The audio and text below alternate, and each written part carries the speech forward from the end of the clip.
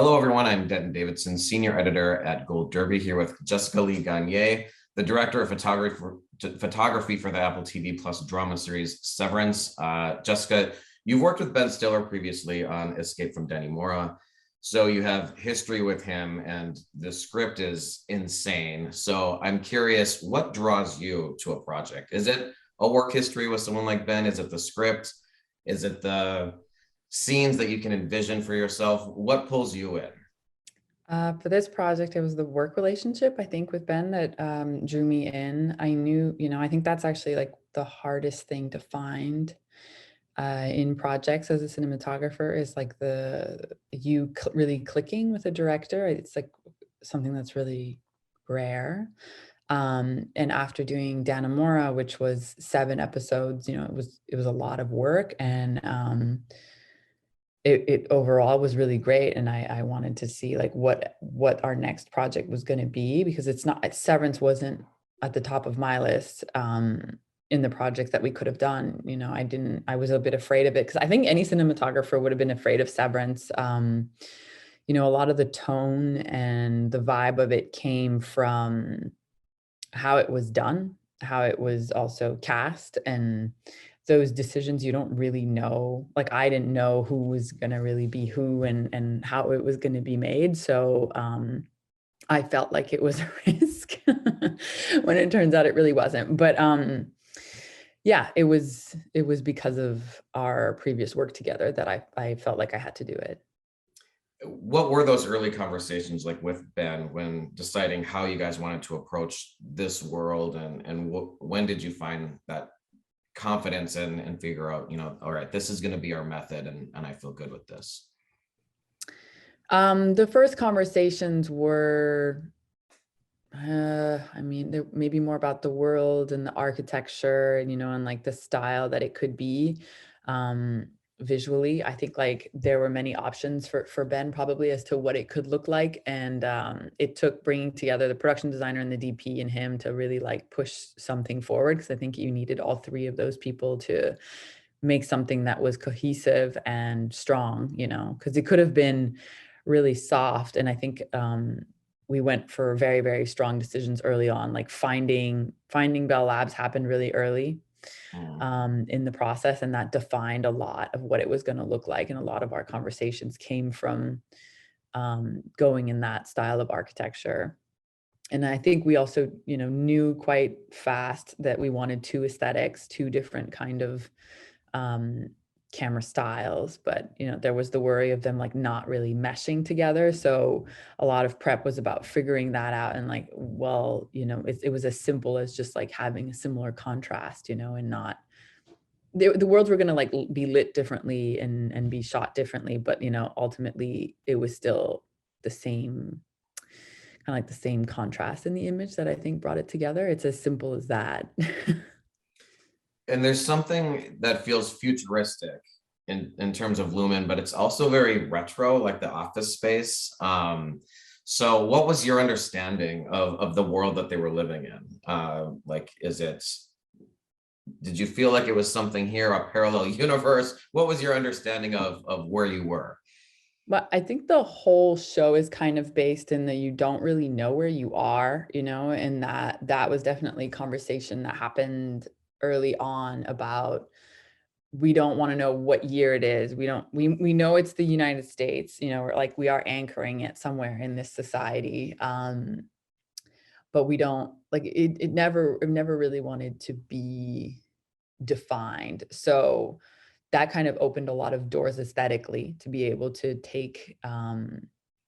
to make decisions that were pretty aesthetic as well, because it didn't need to be like perfectly real. Like, even if you look at a shot like the wide shot when Mark goes to um Lumen in the morning, and it's this like big drone shot that's like just seeing him go to the door, and you look at the cars. If you take a minute to look at the cars in the parking lot, they make like no sense. Like, these are not cars that you would have in a parking lot in 2021. Like, these are cars you would have in a parking lot in like 1980, and like every color is just like or 90, 80s, 90s. But that's because like aesthetically that's what we liked. So being able to be in like a non-real real setting allowed us to make really aesthetic decisions that would kind of give it that weird eeriness, but not necessarily in a really obvious way. So I think it was about doing it subtly and to kind of like create, you can relate to these characters, but also, you know, what they're going through is so crazy that you know, you can relate, but you almost can't. I don't know. I don't really know if I'm explaining myself well there, but it's just about giving you the illusion that it's possible. Some of the shots that like stand out to me are the long white hallways and people, various characters walking down these hallways, the lighting, everything about it. It's sort of this maze within Lumen. So can you talk us through, you know, how you filmed some of those shots and how you created the feeling of that space? Um, well, the hallways, I think a lot, we do owe a lot to Jeremy Hindle, the production designer, because he did everything he could in the original designs to give us as much shoe leather hallway as possible. You know, it was a big production question of like, well, these hallways, is that where you put your money, you know? And then like it or not, like these hallways are huge and they're long and they take up so much stage space. You know, you can have a ginormous set, but like as soon as you put up a hallway, you're wasting tons of real estate, you know? But Jeremy was always trying to find the ways to give us the most wraparound or the most loops so that we could, you know, keep creating and keep being inventive. And then just we would use small things like green screens or whatever, like put in new doors or change corners to make it feel different all the time. And that was like constant work of having every single hallway scene. We had to like stop and think, and then we had to organize this in a schedule way because we were flipping stuff around all the time. But yeah, it was about challenging ourselves and rethinking it all the time. And we couldn't just like, you couldn't be a simple set design with one hallway, you know, going from there and then like reusing that hallway. Like the hallways had to give you 18 different options. So it's not even just about how you have the set built, it's about how you're shooting it every time. And sometimes we wanted things to like be confusing and sometimes we wanted things to be the same, you know, like the way they go to work, the way they exit, like it had to, some of it had to make sense, but then from time to time you would kind of like throw it off, do a little thing that would feel a little different. But every time they're at the elevator, if you look both ways down the hallways, it's the same. Like we didn't like, and that was VFX, but like it was still, it was the same thing every time we were in that set, in that space for the characters. And speaking of the elevator, that's another important element of the story. How did you decide how you wanted to shoot those sequences where people were going in and out of that severed stage? They're going through these transitions. How did you accomplish those shots? The idea of like of what was happening came early on. You know, the idea of changing the morphology of the face was something that, you know, we were excited about from the beginning. We didn't really know how we were going to do it, but at one point I was like, okay, yeah, let's just do a Zolly and let's make it so that we don't increase or decrease the height above the person's head, so that all you're really focusing on is this person's face changing. And that really relates to the shooting styles merging, because like on the outside world, we did a lot more longer lensing. So you know, you get used to seeing the character's face in a certain way. And then we always knew we wanted to do wide, kind of eerie, creepy close-up angles in the basement, in the I don't know, the basement, I guess. So that elevator moment is where those two worlds collide. And it was just such an obvious, interesting way of doing it, you know, but we didn't want it to call attention to itself, which is why the elevator is like a pretty minimalistic design. And they even like restricted how much the background was changing so that people wouldn't focus on that. You know, that really wasn't the idea. It was just about seeing the change in their face. And some of the set design is simplistic. It's meant to be that way, particularly the workspace in Lumen. What are your thoughts about shooting in that sort of office type of in a location like that is very minimalistic? Is that more difficult for you, or is it easier to like what's it like to figure out the lighting and in all of those situations? I personally would gravitate usually to, you know, sets that are more layered and textured and busy and, you know, give you all this like, as I think DPs and production designers tend to look for texture, you know, they tend to look for that. Negative space is something that's not used that often. I think, I mean, it is like there's certain production designers and directors and DPs who really love that. But, you know, usually it's like within the frame and not necessarily within the set. But this, I think we had to kind of embrace that and roll with it. But it was a little scary at the beginning, you know, for me personally, not being able to change anything, you know, because I love weather and I love changing like curves of lighting throughout episodes in shows. Like I do really appreciate television now in a way I never thought I would. I'm actually like more interested right now by cinematography over like a 10 episode course than I am over like in one film. I guess it's just because I've been doing a lot of TV and I've been involved in like the entire progression of shows. But having to, you know, be stuck in an environment where it's like every day I can't really do anything has really pushed me to think about the camera, think about the moves, think about the lensing, like which lens is the right lens for what, and how are we going to move the camera in this scene, or how is it going to be like edited or whatever, like being more involved in that than just focusing on lighting. And it's also pushed me to like, when I got to light, like when we were doing Mark's house, like every single setup had to be different, you know, every single day had to be different weather.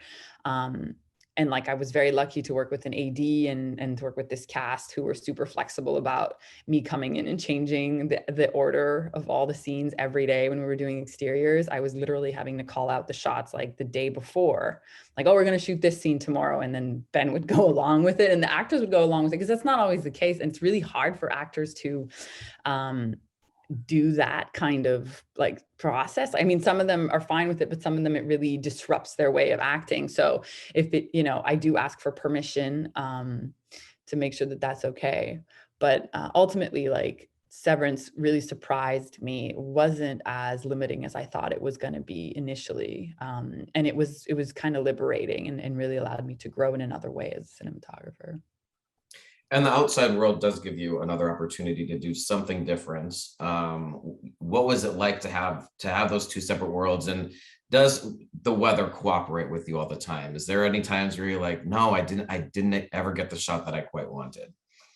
There's one scene I absolutely hate the way it came out in episode 3. It's when Rickon brings the book. It was like that episode was supposed to be sunny. To me, it was our sunny episode. Like that day was a sunny day in the continuity. And it was the only scene. I didn't get it. And then we did a sky replacement and people don't notice it, but like I hate it. I see that it doesn't have like the hard direct light that I wanted. But every other scene, I think we really scored. One that was insanely surprising, the greenhouse scene. In my original boards, personally, I always thought it was going to be the red desert moment. It was like that day was a really foggy, rainy day. And when we saw the weather report for that day, it was a Monday. We kept moving that scene. I was like really worried about when it was going to shoot, and we kept moving it. And then there was a day that was like looking like it was going to be warm and rainy. So in my mind, I was like, oh my gosh, we're going to get fog. So I asked for a super early call, which, you know, I almost felt bad about, because some people, it was really aggressive for them to like work at that time. And I honestly would not do that often. Like I felt that people really were open to it on that specific day. So we did it. But that scene, like we would have never looked like that. That was real fog, you know, it actually happened. So yeah, when you have that control in a project, which is why I knew I wanted to work with Ben again, because he really he wants things to be super aesthetic. He's very much aesthetically driven as a director. He you know, he listens and he gives you the space. Obviously, if it's a bad thing for production or if it's a really bad thing for the actors, we don't go through with it. But there's, you know, there's room for you to make those calls.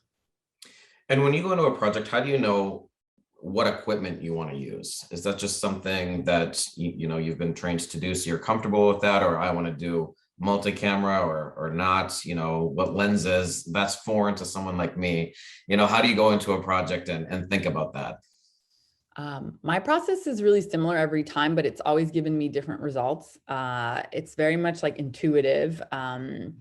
I'll do different series of types of testing at the beginning. I mean, so there's two different things. Like the multi-camera thing is like another conversation that for me has to be very driven by the director. And your director has to be comfortable with shooting with 3 cameras. It's really not that easy for everyone.